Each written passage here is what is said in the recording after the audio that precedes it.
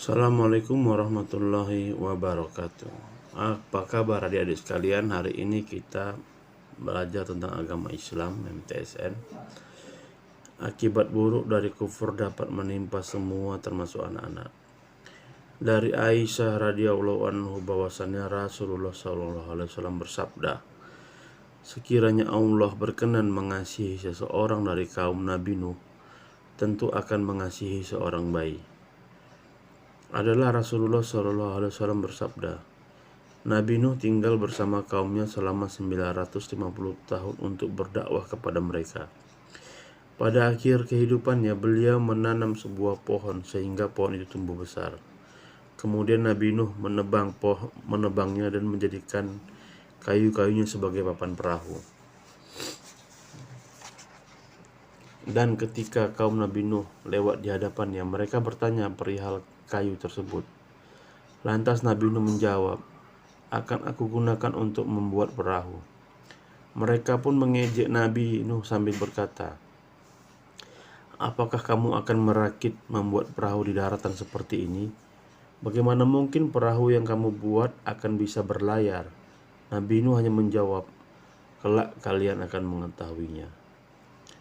Setelah Nabi Nuh selesai membuat perahu dan permukaan bumi memancarkan airnya serta menggenang di jalan-jalan, ada ibu seorang bayi yang khawatir akan keselamatan anaknya karena ia sangat mencintainya. Kemudian ibu dari bayi itu keluar menuju gunung. Ia berhasil mendaki sepertiga dari ketinggian gunung. Begitu melihat air akan mencapai ketinggian tubuhnya, ia terus mendaki hingga mencapai puncak gunung. Dan setelah air mencapai mulut ibu tersebut, ia mengangkat anaknya agar tidak terbenam, namun banjir menghantamnya juga. Maka sekiranya Allah mengasihi salah seorang kaum Nabi Nuh, tentu Allah mengasihi bayi tersebut. Pelajaran yang dapat dipetik yaitu Nabi Nuh termasuk orang yang memakmurkan bumi, hidup selama 950 tahun. Diangkat menjadi nabi pada umur 40 tahun. Sepanjang usianya yang 950 tahun dihabiskan untuk berdakwah. Kemudian beliau masih hidup lagi setelah kejadian angin topan. Nabi Nuh adalah orang yang pertama kali membuat kapal laut. Disyariatkan untuk bekerja apa saja asal hal tanpa mengesampingkan tawakal kepada Allah.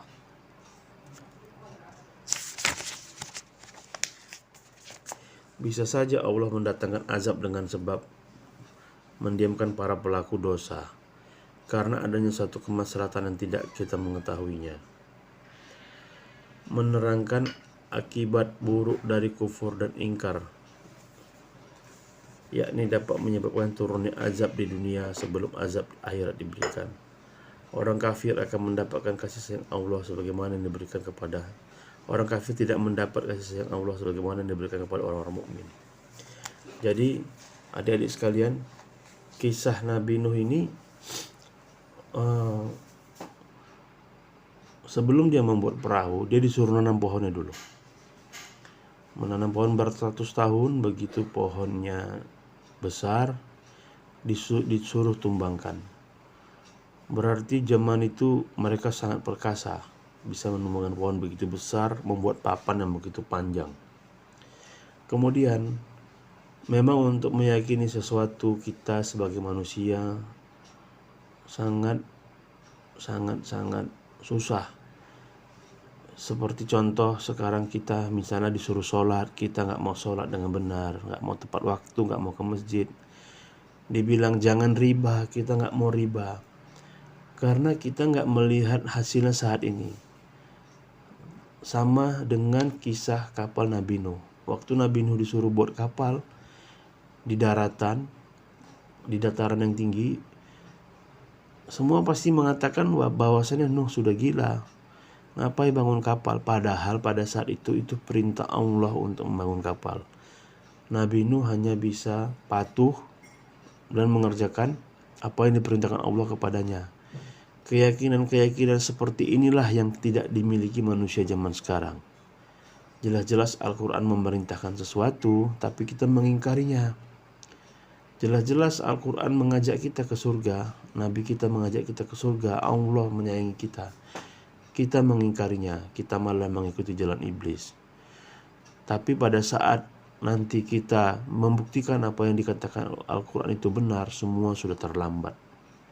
Semoga kita semua dilindungi Allah dari sifat sepele, dari sifat gak mau tahu, dari sifat meremehkan isi Al-Quran, dan semoga kita selalu dalam lindungan Allah, karena semua itu pun bisa kita peroleh, ilmu ini juga bisa kita dapat, dan Al-Quran bisa kita yakin karena izin Allah. Oke, semoga bermanfaat bagi semua adik-adik sekalian. Billahi taufiq wal hidayah. Assalamualaikum warahmatullahi wabarakatuh.